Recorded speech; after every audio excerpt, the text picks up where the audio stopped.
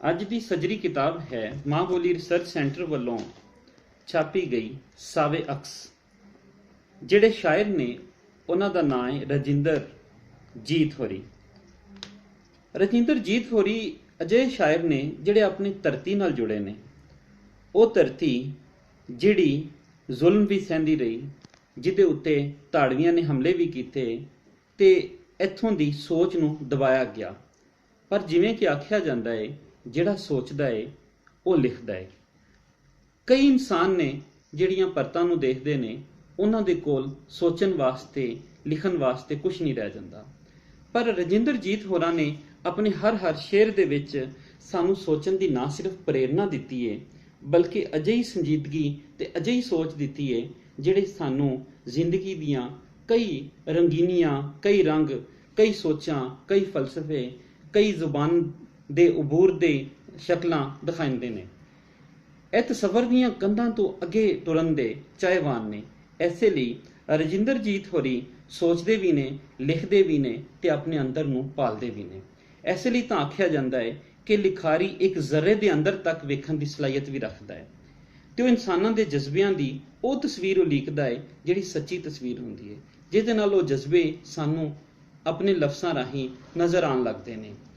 ਲਿਆ ਜ਼ਰਾ ਕਾਗਜ਼ ਹੁਣੇ ਆਪਣੀ ਵਸੀਅਤ ਲਿਖਦੇ ਆਂ, ਲਿਆ ਜ਼ਰਾ ਕਾਗਜ਼ ਹੁਣੇ ਆਪਣੀ ਵਸੀਅਤ ਲਿਖਦੇ ਆਂ, ਤਪਦਿਆਂ ਲਈ ਆਪਣੇ ਹਿੱਸੇ ਦੀ ਰਾਹਤ ਲਿਖਦੇ ਆਂ, ਤੂੰ ਜੇ ਮੇਰੇ ਵਾਸਤੇ ਮੁਸਕਾਨ ਦਾ ਵਾਅਦਾ ਕਰੇ, ਪੇਸ਼ਗੀ ਤੈਨੂੰ ਇਹ ਨਦੀਆਂ ਪਵਨ ਪਰਬਤ ਲਿਖਦੇ ਆਂ। ਫਿਤਰਤ ਦੇ ਨਾਲ ਜੁੜੀ ਸ਼ਾਇਰੀ, ਧਰਤੀ ਦੇ ਨਾਲ ਜੁੜੀ ਸ਼ਾਇਰੀ, ਵਸੇਬ ਦੇ ਨਾਲ ਜੁੜੀ ਸ਼ਾਇਰੀ।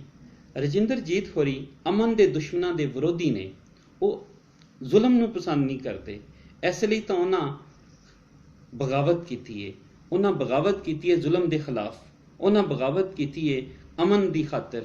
ਉਹਨਾਂ ਨੇ ਬਗਾਵਤ ਕੀਤੀ ਹੈ ਕਿ ਉਗਦੇ ਖੰਭਾਂ ਨੂੰ ਉਡਾਨ ਮਿਲੇ। ਉਹ ਪਿੰਜਰਿਆਂ ਦੇ ਸੁਪਨੇ ਨਾ ਦੇਖਣ, ਉਹ ਅਜਿਹੇ ਸੁਪਨੇ ਦੇਖਣ ਜਿਹੜੇ ਅਸਮਾਨਾਂ ਤੀਕਰ ਲੈ ਜਾਣ। ਉਹ ਅਜਿਹੇ ਸੁਪਨੇ ਦੇਖਣ ਜਿਹੜੇ ਜ਼ੁਲਮ ਦਾ ਸਾਹਮਣਾ ਕਰਨ। ਸ਼ਾਇਰ ਦੀ ਇੱਕ ਹੋਰ ਵੱਡੀ ਖੂਬੀ ਹੈ ਕਿ ਉਹ ਸੁਨੇਹਾ ਦਿੰਦਾ ਹੈ। ਹਰ ਸ਼ੇਰ ਵਿੱਚ ਕੋਈ ਨਾ ਕੋਈ ਸੁਨੇਹਾ ਹੈ ਤੇ ਇਹ ਸੁਨੇਹਾ ਇੰਨੀ ਸੋਹਣੇ ਅੰਦਾਜ਼ ਨਾਲ, ਇੰਨੇ ਸਲੀਸ ਅੰਦਾਜ਼ ਨਾਲ ਦਿੱਤਾ ਗਿਆ ਹੈ ਕਿ ਸਾਨੂੰ ਬਗੈਰ ਕਿਸੇ ਵਹਾਮ ਤੋਂ, ਬਗੈਰ ਕਿਸੇ ਗੁੰਝਲ ਤੋਂ ਆਸਾਨੀ ਨਾਲ ਸਮਝ ਆ ਜਾਂਦਾ ਹੈ। ਉਹਨਾਂ ਦੇ ਸ਼ੇਰਾਂ ਦੀ ਅਜਿਹੀ ਨਿਸ਼ਾਨੀ ਹੈ ਜਿਹੜੀ ਸਾਨੂੰ ਇੰਝ ਲੱਗਦਾ ਹੈ ਕਿ ਜਿਵੇਂ ਅਸਮਾਨਾਂ ਨੂੰ ਛੂ ਰਹੀ ਹੈ। ਉਹ ਅਸਮਾਨਾਂ ਤੀਕਰ ਛੂਹਣ ਤੱਕ ਦੀ ਖਾਹਿਸ਼ ਰੱਖਦੇ ਨੇ।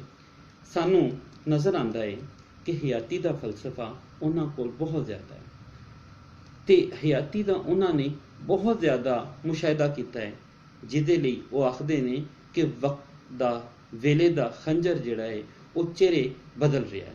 ਉਹ ਅਜਿਹੇ ਚਿਹਰੇ ਬਦਲ ਰਿਹਾ ਹੈ ਜਿਹਦੇ ਨਾਲ ਨਵੀਆਂ ਹਕੀਕਤਾਂ ਸਾਡੇ ਸਾਹਮਣੇ ਆ ਰਹੀਆਂ ਨੇ।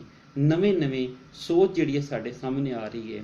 ਆਪ ਦੇ ਖਿਆਲ ਦੇ ਵਿੱਚ ਸੰਜੀਦਗੀ, ਆਪ ਦੇ ਕਲਾਮ ਦੇ ਵਿੱਚ ਸੰਜੀਦਾ ਅੰਦਾਜ਼, ਆਪ ਦੇ ਕਲਾਮ ਦੇ ਵਿੱਚ ਉਹ ਹਯਾਤੀ ਦੀ ਉਹ ਤਸਵੀਰ ਨਜ਼ਰ ਆਉਂਦੀ ਹੈ ਜਿਹਦਾ ਤਾਲੁਕ ਸਾਡੀਆਂ ਔਕੜਾਂ ਦੇ ਨਾਲ ਹੈ, ਸਾਡੀਆਂ ਹਕੀਕਤਾਂ ਦੇ ਨਾਲ ਹੈ, ਸਾਡੀਆਂ ਉਸ ਸੋਚਾਂ ਦੇ ਨਾਲ ਹੈ ਜਿਹੜੀਆਂ ਅੱਗੇ ਨੂੰ ਜਾ ਰਹੀਆਂ।